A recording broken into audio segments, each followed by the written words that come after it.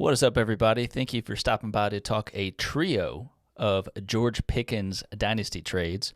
If you want to skip ahead and go to the first one, by all means go for it. But before I get there, my name is Chu. You can check me out here on YouTube, obviously, and on Twitter at Father Dynasty. Jumping into George Pickens, though, the man of the hour. So 12.3 fantasy points per game in 2023. Not bad. He improved tremendously with his seasonal stats from his rookie season. Compares pretty comparably, almost exactly comparably, to Chris Godwin, who ended up with 12.3 fantasy points per game. Looking at George Pickens in 2023, I mean, get this guy a quarterback. Get this guy a quarterback that is not Kenny Pickett, that is not Mason Rudolph. Like, just get this guy a quarterback. I feel like that's a big hindrance on the offense as a whole. I think what we've seen from Kenny Pickett to this point, I feel like we've seen enough to know that isn't it. And, Mason Rudolph, again, it's been a good story. I know he's a vet. He's been in the league for a number of years at this point, but I don't think he's it. I don't think the next quarterback for the Steelers to kind of put him to the next level is on that roster. And I don't know that there's many that would disagree with that. So whether that be through the draft, whether that be some sort of trade or free agency, I don't know how they're going to try and attack that. But I think there's a number of weapons they have around the quarterback position that could help the next person that steps into it thrive. If it's the right person. If it's not Kenny Pickett, not Mason Rudolph, all that. So please, get this guy a quarterback. But in the sophomore season, George Pickens, so he eclipsed 100 targets for the first time, of course, in 2 seasons, and eclipsed 1,000 yards. I think he had a little over 800 in his rookie season. So, again, despite the revolving door at quarterback, it was helpful that for the beginning portion of the season, it was Deontay Johnson was out. So it gave George Pickens a chance to kind of step up and in a major way that he hadn't really gotten before. Again, he got to step up with not great quarterback play, but, targets are targets. So, and the weird thing about Pickens, though, I think a lot of what people saw in year one, it was a lot of, flashy contested catches. Is that something sticky that year over year is going to continue? Again, not very good quarterback play. It was an interesting year. More often than not, he's finishing outside of the top 40. But he also has 4 top 12 finishes, one of which was a game where he went for 195 yards and 2 touchdowns. And that was against the Bengals as well. So you don't know what you're going to get. I know that he's, super passionate player. I know he's, at the end of the day, again, I think when he gets a good quarterback, any of those frustrations that I feel like you're seeing from him in the game when he's either not getting the ball or maybe not getting the ball, timing-wise it's not right, or, he knows he's in the right spot or he knows he can make a play and just isn't given the chance to do so. The guy just wants the ball. When you see how he is, when things are going right, he wants the team to succeed. He wants to succeed. So, overall, I think they can get the right quarterback in there. Tomlin obviously is the right coach for the team.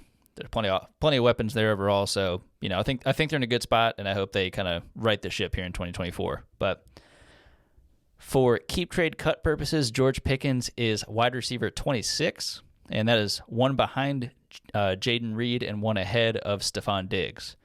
I have him actually as my dynasty wide receiver 33, behind a couple more players there, of course. But again, he improved from his freshman, season, first year season. So again, me bumping him up will honestly probably require nothing on his part and just a better situation for him. There's plenty of fantasy players, certainly the ones that are not quarterback, that require things external from them to be better.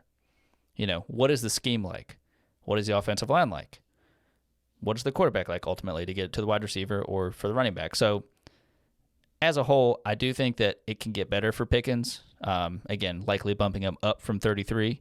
But there's also a new crop of talent coming in of 2024 rookies, and it's a lot of wide receivers. So we'll see how that goes. But jumping into the first of the 3 deals, we've got a 10-team start 10 full PPR, no tight end premium. George Pickens, Will Levis, and a 2024 first for Breece Hall and Michael Pittman. This is pretty simple. It's Breece Hall and Michael Pittman. Without knowing where that first is going to be, I'm even trying to consider if that's the 101, if it's the Caleb Williams, George Pickens, I'm not even going to count Will Levis in this. Again, I understand that based on what ownership was saying in Tennessee, he's going to be the starter next season. I don't know what that means outside of he will be the starter, presumably. But what does that mean for fantasy? Like, it's always good to have one of the starting quarterbacks on your roster when it comes to a Superflex league. How long is he going to hold that spot, though? I know he had a massive game to start his first game of the NFL season of his career.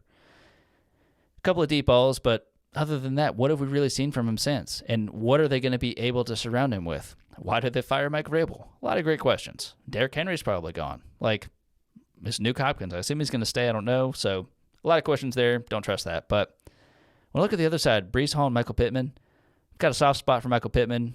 Coming into the season, I thought he was tremendously underrated by a lot of people. He had a great year, and that was after Anthony Richardson going down a couple of weeks into it. Gardner Minshew, again, a top-level backup in the league, so he's no slouch by any means. But Michael Pittman is an absolute target hog. He is, for the most part, the offensive identity on that team. And again, the in and out with Jonathan Taylor, the contract disputes and that sort of thing. Alec Pierce is kind of another guy. Josh Downs, he had a good year, but again, he's more of an ancillary option. And the tight end was just a revolving door with Jelani Woods never coming back and never being healthy. So at the end of the day, Michael Pittman coming back with the team, Anthony Richardson coming in healthy. I feel good about that. I trust Michael Pittman's target share. And Breece Hall, I've talked about him before on here, but running backs I'm comfortable building around. Again, when you go into the offseason, it's kind of tricky in Dynasty. What running backs do you want to go get? I know the situations can change. Injuries can happen, that sort of thing. But, I mean, Breece Hall, Christian McCaffrey, some of these guys. Bijan maybe with the, changes, with the coaching staff, although we don't know who the coach is going to be. But, Jahmyr Gibbs, that kind of stuff. But overall, Breece Hall, I'm comfortable with that. So the sheer comfort in having Breece Hall and Michael Pittman, it's 10-team start 10. It's not crazy deep. I want the two studs. And even if that first on the other side is the 101, I'm probably still going Breece Hall and Michael Pittman. Sometimes it's take what you know, and that's studs. So jumping over to the second deal, same framework, 10-team, start 10, full PPR, no tight end premium.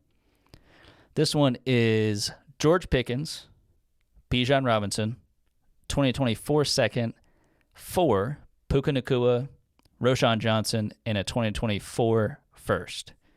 So, really, if there's any time that I can have Puka Nacua and a first on the same side, I'm probably going to do it. It makes it interesting because you do have, of course, if you're just looking at these players, one-to-one, Puka Nacua over Pickens, obviously. Yes, Bijan Robinson over Roshan Johnson, obviously, and then the first over the second. But I feel like, certainly with the running back position, I by no means am going to say that Roshan Johnson is going to ascend to Bijan Robinson's level. Even with Bijan Robinson's role being diminished, I don't think Roshan's going to elevate himself to Bijan's diminished role, if that makes any sense at all. So that's not really what we're comparing here. But I feel like the longevity and the staying power of Puka Nacua, record-setting year, rookie season on a couple of different fronts when it comes to receptions, receiving yards, and actually he had a record for receiving yards in a playoff game by a rookie in that first playoff game. So that, and I'm getting a first on here. I honestly don't even care if it's the last, if it's, 10 teams. So I don't care if it's the 110 and then the 24, the second is the 201. I don't even care about that. For me, it's, Puka Nacua on one side. I like Pickens again. I do think the situation can get better, but it's not better yet. I think this is an interesting way to be able to get Puka and get a first. And Roshan, I don't know what that backfield's going to look like next year. There's still the consideration of, is it Caleb Williams coming in and Justin Fields getting shipped out? But I feel like they believe in Roshan, and, he'll at least get a better share of the backfield. So going with Puka, Roshan, and the first on that one. Hitting the third of the 3 trades, so 10 teams start 12, full point PPR, half point 10 in premium. This one's interesting. So we've got Josh Allen and Dalton Kincaid. So you get the Buffalo Bills stack. 4, George Pickens, Jordan Love, and Sam Laporta. in my opinion, again, Josh Allen, my QB1 in Dynasty. No qualms about that. He is my QB1.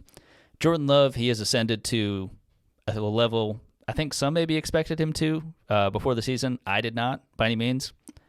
I didn't think he was going to be terrible, but I think with what Green Bay has been able to get comfortable with Brett Favre and Aaron Rodgers, I don't think you just assume Jordan Love's going to step in and be the next guy in that same lineage and kind of keep that trajectory going. He's not.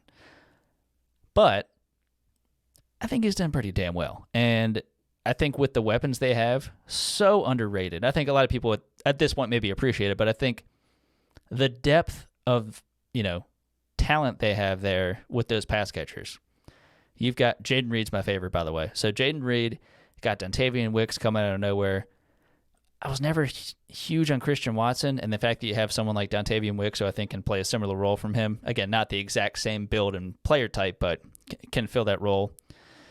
Romeo Doubs, and then you got the pair of young tight ends. So I know they're figuring out the running back room. Is Aaron Jones going to stay or not? Jay Dillon. So, but again, you have Jordan Love set, and you have all those pass catchers. I think they're in a very good spot going forward. So, all that being said, look, you got Sam Laporta, who, again, I hold higher than Dalton Kincaid. I think most people do. I don't know if anyone doesn't. And again, this isn't really comparing Jordan Love and Josh Allen as a 1-to-1. I know you have Love and Pickens. This is a 10-team start 12, so there's a little more depth needed here. So I like what Love is doing. I like the team around him. I do think, they believe in Love and they're moving forward with him. So if I see that, we have Sam Laporta. There's a mild 10 in premium, not tremendous, but again, Sam Laporta is the better tight end in this trade, so I'll take that.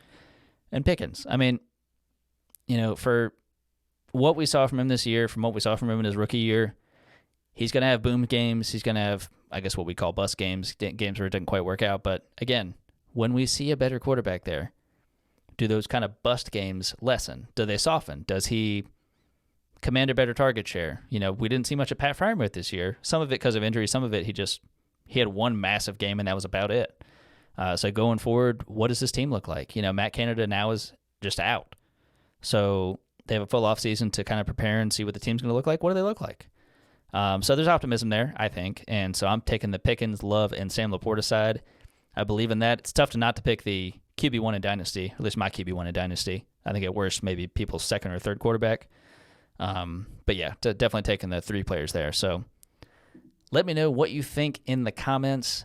Do you agree or disagree with any of these trades? And maybe do you yourself have a George Pickens trade you either recently did, have it in the inbox, not sure about it, maybe want to send it, so curious about his value.